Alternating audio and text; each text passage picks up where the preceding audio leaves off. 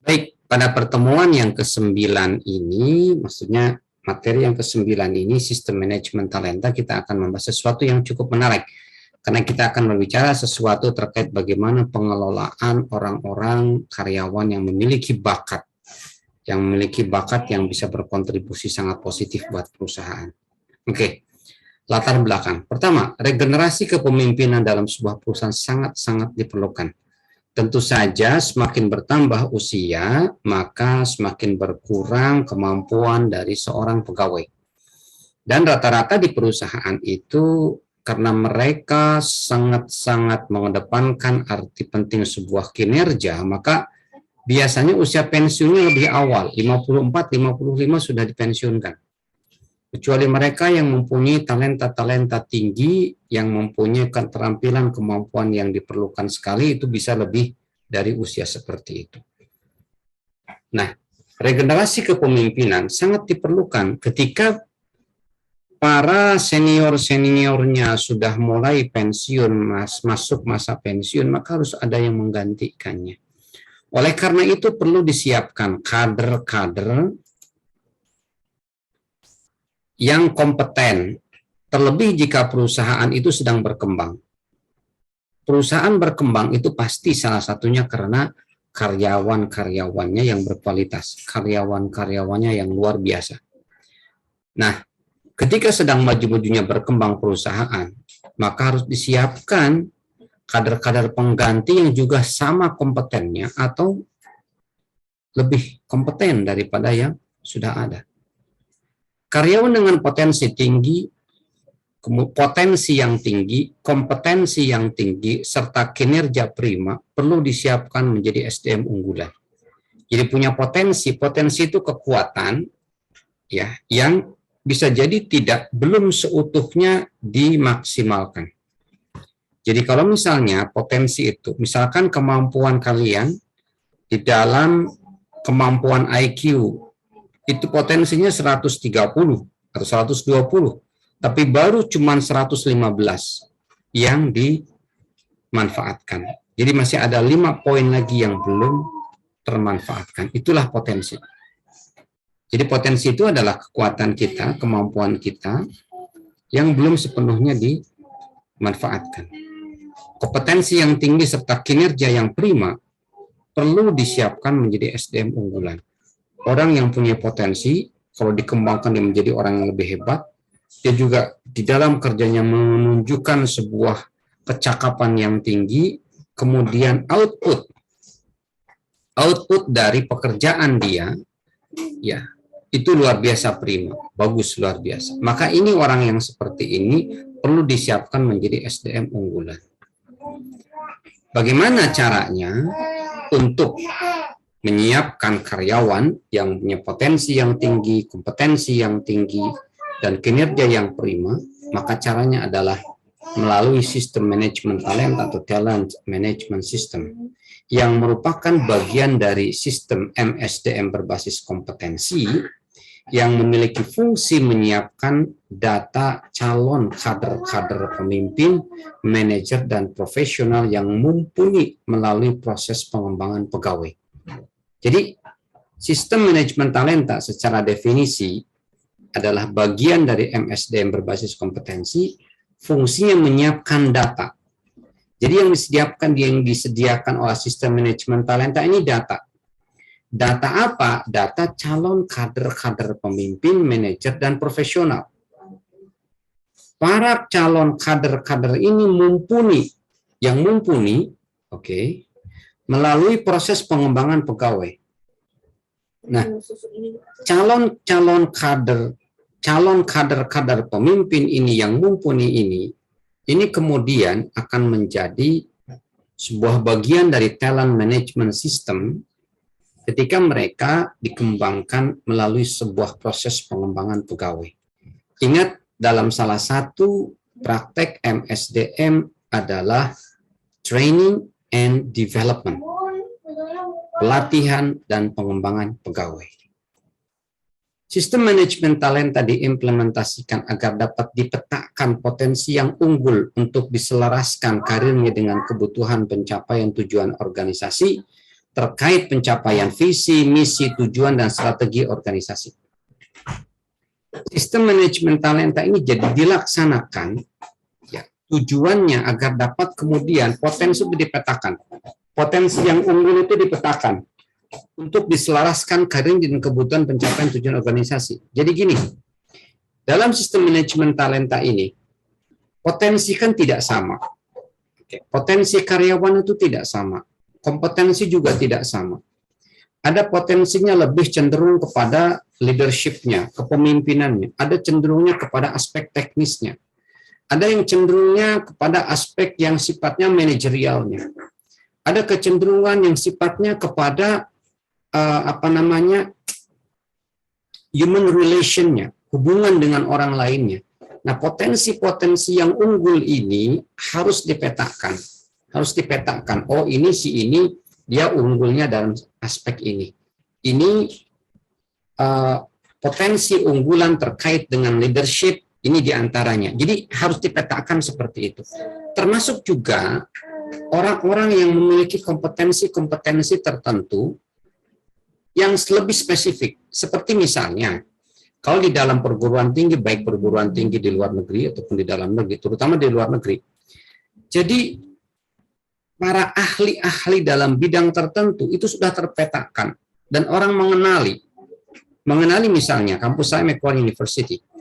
Maka ketika bicara ahli dalam bidang Human Resource Management, maka di kampus saya itu langsung orang bisa mengatakan Profesor Dennis Jepson. Karena dia memang ahlinya dalam bidang Human Resource Management.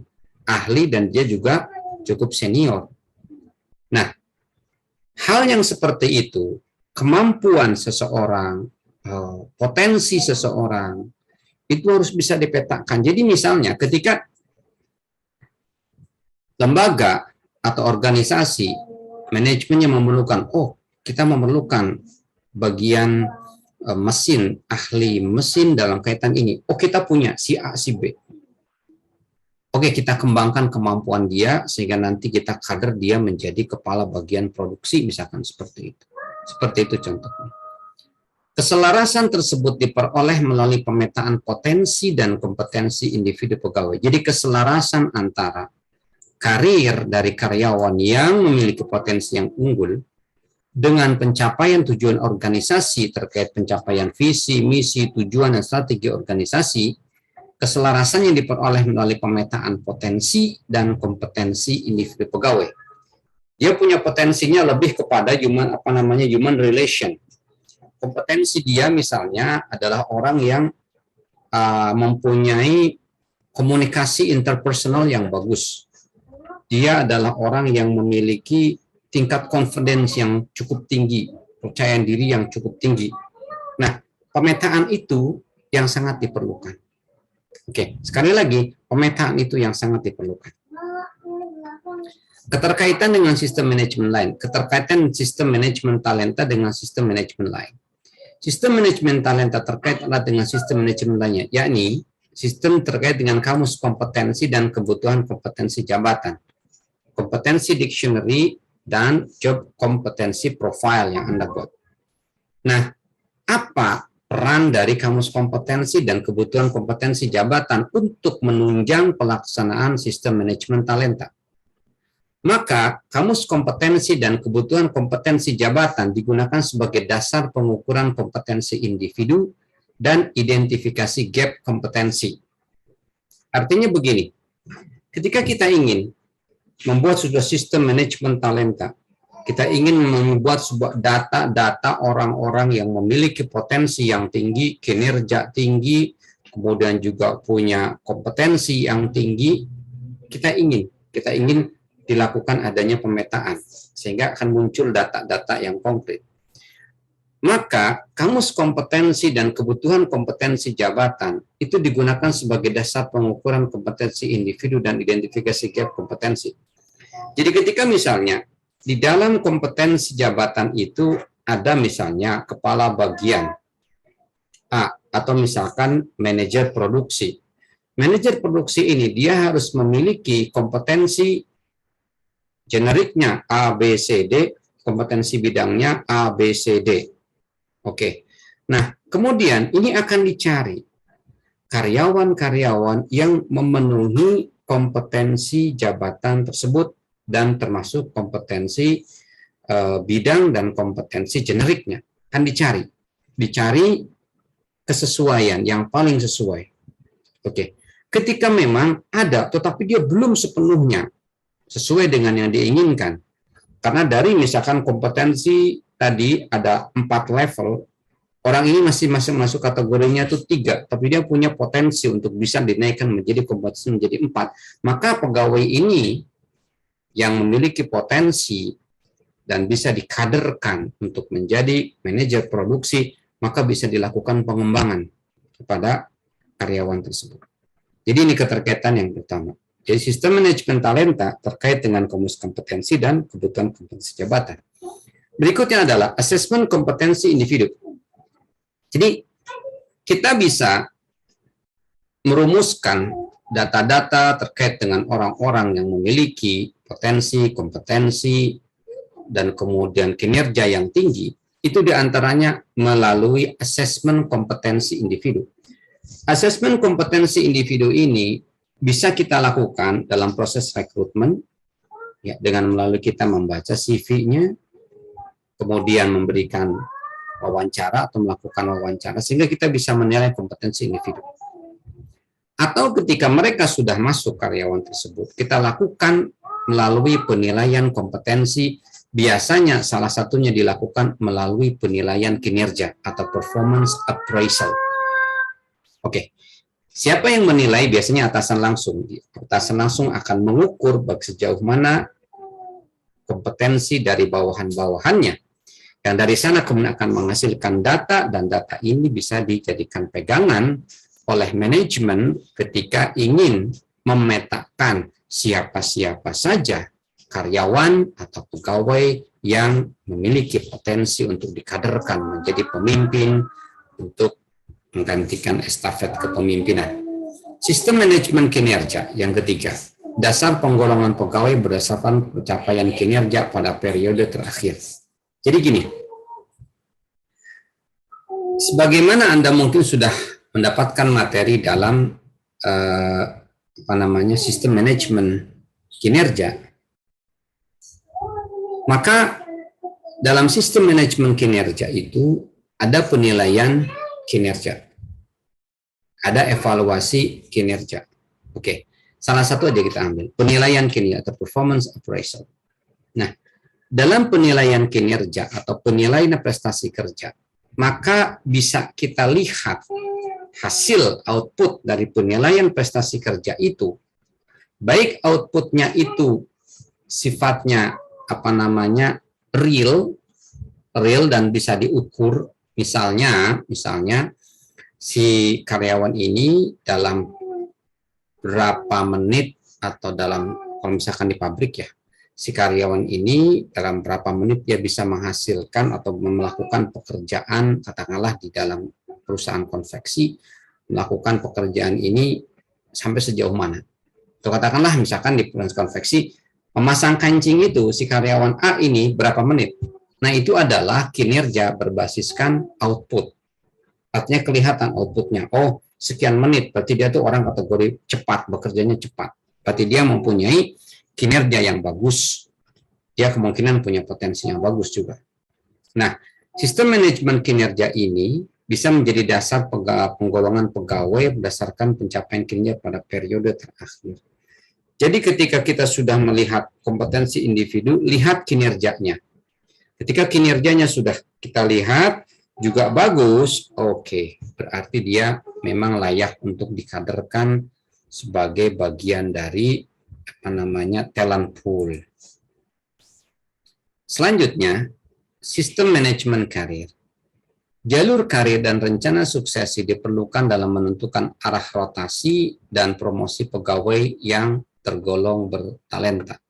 Jadi, bagi karyawan yang kelihatan mempunyai potensi yang luar biasa, dan dia ke depan akan mampu diperkirakan, akan mampu memegang estafet kepemimpinan, kemajuan perusahaan, maka diperlukan jalur karir dan rencana suksesi untuk mereka dalam menentukan arah rotasi dan promosi pegawai yang tergolong bertalenta. Jadi harus disiapkan orang dengan talenta bakat yang tinggi, itu jalur karir mereka. Ya, supaya apa? Supaya mereka memiliki sebuah fokus dan arah. Oh, saya mencapai jalur karir ini, sehingga mereka bersemangat bekerja, meningkatkan prestasi kerja, dan itu adalah kontribusi untuk perusahaan. Berikutnya adalah rekrutmen dan seleksi. Sistem manajemen talenta memungkinkan organisasi menempatkan SDM unggul pada posisi yang tepat, waktu yang tepat, dan strategi yang tepat pula.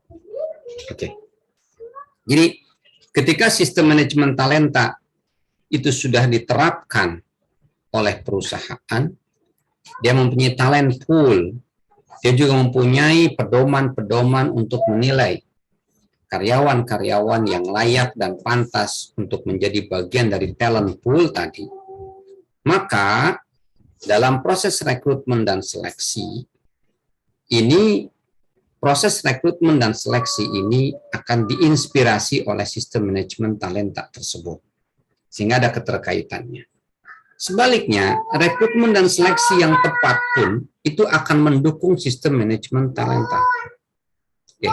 Ketika rekrutmen dan seleksi dilakukan sebaik mungkin berbasis kompetensi, maka sangat memungkinkan akan lahirnya data-data para karyawan yang memiliki potensi yang cukup tinggi. Berikutnya adalah sistem kompensasi. Sistem kompensasi adalah ending dari sistem manajemen talenta.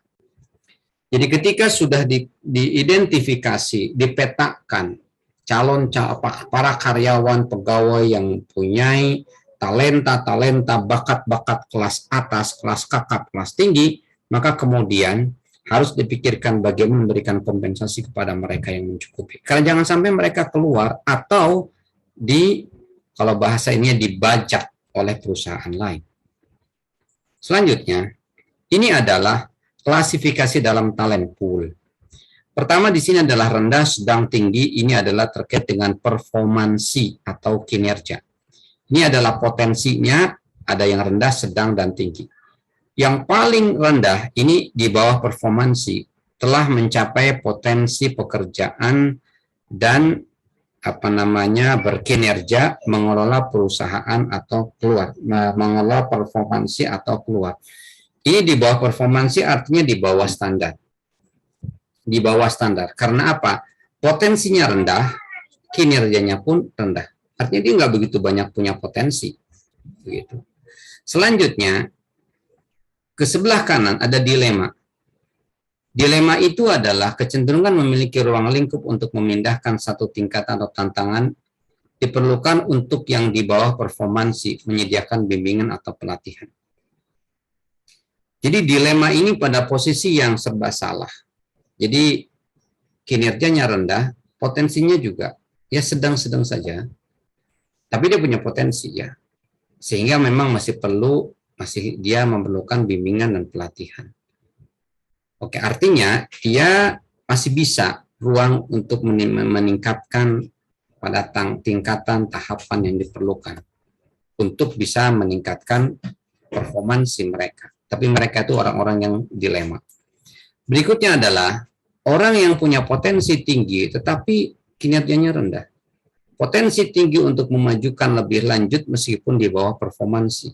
Kemungkinan salah pekerjaan atau manajer atau membutuhkan intervensi.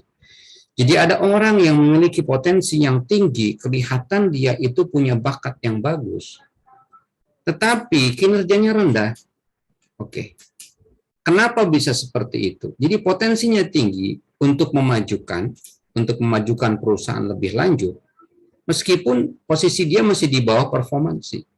Kemungkinan dia salah pekerjaan, artinya bidangnya salah, departemennya salah. Dia orang bidang IT, senangnya bidang IT, tapi dimasukkannya bagian mesin. Berikutnya, maka dia akan membutuhkan intervensi langkah-langkah konkret dari perusahaan untuk meningkatkan potensi dia. Naik ke sini ada efektif, bakat dan keahlian khusus mencapai potensi karir, mengikutsertakan, fokus, dan memotivasi. Jadi dia dari sisi performansi itu sedang, ya, tetapi dari sisi potensinya rendah. Oke. Bakat atau keahlian khusus mencapai potensi karir. Dia bisa mencapai potensi karir. Ya. Berikutnya adalah dari sisi potensi sedang, dari sisi kinerja juga sedang. Dia sifatnya memotivasi, mengikutsertakan, artinya dia memang selalu ikut serta dan memberi penghargaan. Artinya layaklah dia untuk mendapatkan penghargaan. Berikutnya adalah pegawai yang berkembang, mendemonstrasikan potensi yang tinggi untuk memajukan lebih lanjut, menghargai bakat, memberi penghargaan, mengakui dan mengembangkan. Ini karakteristik karyawan yang memiliki potensi yang tinggi, tetapi performansinya sedang-sedang saja. Dia adalah pegawai yang berkembang. Oke. Berikutnya, ada pegawai kategori potensinya rendah, tetapi kinerjanya tinggi. Berarti dia profesional dan terpercaya. Bakat atau keahlian khusus, dia memiliki bakat atau keahlian khusus, mencapai potensi karir, mempertahankan, memberi penghargaan, dan menolong dengan mengembangkan orang lain. Ini kategori tipikal pemimpin yang memiliki karakteristik pemimpin transformasional. Dia mengembangkan orang lain. Berikutnya adalah orang yang memiliki potensi atau performansi kinerja yang tinggi, tetapi potensinya sedang-sedang saja. Dia merupakan kontributor yang kuat, bisa memberikan sumbangan yang kuat. Dia menantang, memberi penghargaan, bertumbuh dan memotivasi. Dia terus bertumbuh, berkembang, dan senangnya memotivasi orang. Berikutnya adalah pemimpin masa depan. Ini yang paling tinggi. Jadi dia potensinya tinggi, kinerjanya juga tinggi.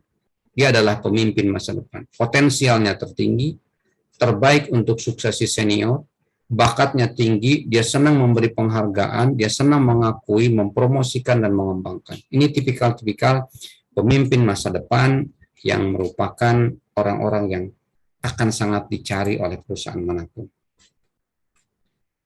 Maka yang perlu dilakukan oleh perusahaan dalam melaksanakan manajemen talenta ini adalah pertama melakukan identifikasi, mengenali, menyeleksi, dan mengembangkan dan mempertahankan pegawai yang memiliki kompetensi dan kinerja unggul. Jadi kenali dulu, mungkin dikenalinya misalkan dengan salah satunya, misalkan kalau di perusahaan atau di kampus misalkan, sebarkan Google Form agar para karyawan bisa mengisi di sana terkait dengan potensi mereka, kompetensi mereka, kinerja mereka. Setelah itu kemudian diseleksi berdasarkan mungkin kualifikasi individu dari karyawan, mungkin kalau di perguruan tinggi mereka yang kuliahnya sudah S3, lulusan dari perguruan tinggi elit ternama di dunia, kemudian dia juga mempunyai kompetensi yang cukup bagus, diseleksi, oh dia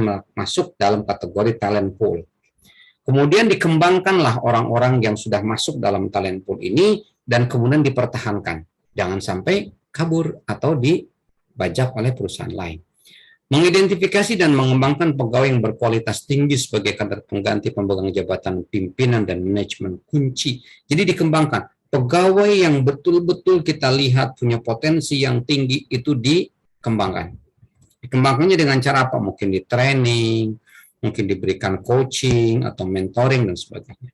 Berikutnya adalah melakukan klasifikasi dan investasi pada pegawai berdasarkan realisasi dan potensi kontribusinya pada kinerja organisasi. Jadi, memberikan investasi keuangan kepada para calon-calon pegawai, para pegawai-pegawai yang punya talenta tinggi itu adalah sebuah keharusan. Itu bentuk investasi perusahaan. Berikutnya adalah terkait dengan langkah-langkah implementasi sistem manajemen talenta. Pertama adalah siapkan talent pool atau talent puddle atau talent reservoir. Reservoir itu tempat penampungan. Oke. Ini merupakan bagian dari manajemen talenta. Disebut demikian karena tujuan dari model ini adalah membuat penampungan yang di dalamnya terdiri dari kumpulan orang-orang yang memiliki potensi kompetensi yang tinggi dan kapasitas kinerja yang memuaskan. Jadi talent pool ini tidak semua karyawan tentunya. Hanya orang-orang yang memiliki talenta-talenta saja yang ada di dalam talent pool ini. Ukuran yang digunakan dalam mempersiapkan talent pool adalah kompetensi dan kinerja. Jadi dua ukurannya, kompetensi berdasarkan asesmen kompetensi dan kinerja berdasarkan penilaian kinerja. Kompetensi dan kinerja merupakan dua hal yang saling mempengaruhi. Orang yang memiliki kompetensi yang tinggi biasanya memiliki kinerja yang tinggi pula. Kompetensi itu adalah kecakapan, dan kecakapan itu adalah sesuatu dalam teorinya yang bisa memberikan gambaran kepada kita apakah orang ini akan sukses atau tidak. Itu adalah kompetensi. Sehingga orang yang memiliki kompetensi, maka sangat mungkin sekali mereka memiliki kinerja yang tinggi. Tetapi orang yang memiliki kinerja yang tinggi belum tentu memiliki kompetensi yang tinggi. Bisa jadi kinerja yang tinggi itu adalah karena dia didorong oleh tuntutan, bukan semata-mata karena dia memang orang yang memiliki kompetensi. Ini tahapan penerapan talent pool. Pertama, mengidentifikasi kemampuan yang penting untuk mendukung keberhasilan organisasi jangka panjang. Jadi kemampuan yang penting untuk perusahaan. UGJ tentu kemampuan yang penting dimiliki oleh UGJ terkait dengan talent management pool. Talent management ini adalah karyawan-karyawan atau staf atau dosen, terutama dosen yang memiliki keahlian dalam bidang riset. Karena memang visinya adalah menjadi kampus riset. Melihat posisi-posisi apa yang kritis dalam organisasi yang dituntut untuk memiliki kemampuan atau kompetensi. Posisi-posisi apa aja, jabatan-jabatan apa saja dalam struktur yang sangat penting untuk diisi oleh para talenta-talenta yang unggul. Mengidentifikasi orang-orang yang potensial untuk dikembangkan, mengembangkan peran dan tanggung jawab posisi kritikal tadi. Jadi siapa saja nih, kepala bagian produksi, ini ada talent poolnya si ini, si ini, si ini. Menyusun dan menyiapkan program pengembangan khusus bagi calon penerima masa depan yang ada dalam talent pool tersebut. Oke, si ini sudah diidentifikasi, sudah dimasukkan dalam talent pool, berarti dikembangkan. Dan terakhir adalah memberikan tantangan dan tugas tanggung jawab yang lebih besar melalui program pengkaderan, promosi, dan kompensasi yang lebih baik. Karena orang-orang ini yang masuk dalam talent pool ini adalah para kader-kader pemimpin di masa depan, maka mereka harus diberikan tantangan dan tanggung jawab yang lebih besar. Oke. Memberdayakan pegawai. Memberdayakan pegawai yang berbakat itu adalah bagian dari talent management. yakni proses mengidentifikasi dan mengembangkan pegawai berbakat perusahaan memang tidak mudah dan tidak murah. Jadi setelahnya karyawan yang berbakat itu diidentifikasi kemudian dikembangkan, itu memang tidak mudah dan tidak mudah. Rugi sekali perusahaan ketika karyawan yang sudah diikutkan dalam program pengembangan talent pool kemudian meninggalkan perusahaan atau dibajak perusahaan lain. Ada langkah-langkah memberdayakan karyawan. Pertama, identifikasi posisi strategis perusahaan. Jadi posisi-posisi mana yang sangat penting di perusahaan. Jalur karir posisi yang memiliki peran penting bagi perusahaan perlu diidentifikasi. Jalur karir posisi yang memiliki peran penting bagi perusahaan itu perlu diidentifikasi. Jalur karir misalnya untuk menjadi kepala bagian produksi, maka jalur karirnya adalah seperti ini, seperti ini itu harus dijelaskan. Menyusun program magang atau pengkaderan talent pool atau kumpulan pegawai yang dianggap potensial dan mampu. Para pegawai potensial ini disiapkan untuk mengisi posisi strategis perusahaan, dimagangkan atau dilatih atau di training ataupun sejenisnya. Berikutnya adalah menjaga pegawai berbakat agar tidak dibajak perusahaan lain, di antaranya dengan memberikan paket remunerasi yang kompetitif. Jadi karyawan yang berbakat udah masuk talent pool itu dijaga, jangan sampai keluar. Menempatkan mereka pada fast track career path. Jadi jalur karir dengan cepat, jalur yang cepat. Sehingga dibedakan. Dia mendapat perlakuan diskriminatif, artinya tidak sama dengan karyawan yang lain karena mereka memiliki kelebihan. Sehingga para pegawai ini bisa tumbuh dengan cepat dan dinamis. Sebaiknya pada periode review atau coaching performance telah disiapkan plan ke depan bagi para talent ini. Sehingga sebaiknya ketika karyawan yang sudah teridentifikasi memiliki talent yang luar biasa, maka Mereka kan akan disiapkan dalam proses sebuah pengembangan, melalui coaching, dan sebagainya. Maka harus disiapkan plan buat mereka itu. Saya kira cukup. Ini merupakan materi yang cukup bagus dan luar biasa. Mudah-mudahan ada manfaatnya.